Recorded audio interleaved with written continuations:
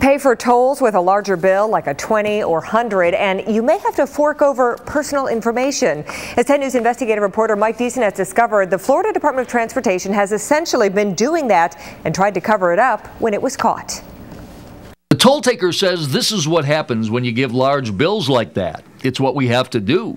Meet Joel Chandler, who just paid his $1 toll on the Polk Parkway with a $100 bill, and he's not being allowed to leave unless he provides personal information to the toll taker. So you all detain people until you get their personal information? Yes, sir. It's a policy the Florida Turnpike Authority instituted for people who paid with $20, $50, or $100 bills. You give me the information, you can go. I'm being detained, even though I've provided you legal tender.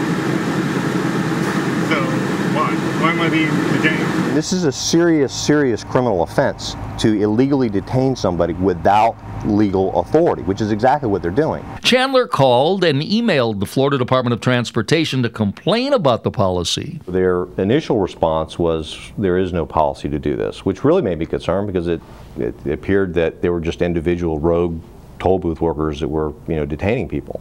But the practice continued at toll booth after toll booth, and if someone refused to provide the information, they were threatened with arrest. I can call FHP and they can come here and give you that information. Would you like for me to do that? Ask them what the statute is, that's all I want. The deputy can tell you. Would you like for me to do that, sir? So I'm being detained? No, you can come up with another form of tender. Chandler continued to complain, and on July 21st at 7:19, he received this email from the Assistant General Counsel of the department saying, "We do not have sufficient information to investigate whatever he was talking about." But earlier in the day, there were a flurry of emails saying shut down the program, temporarily suspend it, and even who should call Chandler and what should they say. Not only were they untruthful about the policy existing, they made a very concerted effort to cover it up. One of the reasons the department might have not wanted the public to know about the program is because of the people who were being detained. I think it's very clear from their own documents that there was a lot of racial profiling going on. And when you look at these documents, you see that the department changed its policy as to who would be detained that gave a $20 bill, and in fact left it up to the discretion of the toll taker to determine who they thought was suspicious. The courts have routinely ruled that is unconstitutional because it relies on the individual preferences and prejudices of one person.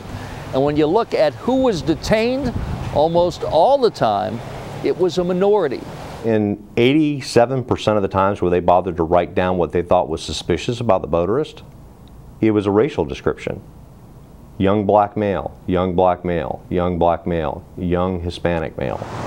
Although the department refused to comment because it expects to be sued, internal emails justify the program because of counterfeit bills. However, in a 2.5-year period, the DOT got $16,000 in counterfeit bills, while at the same time it collected more than $1.5 billion in tolls.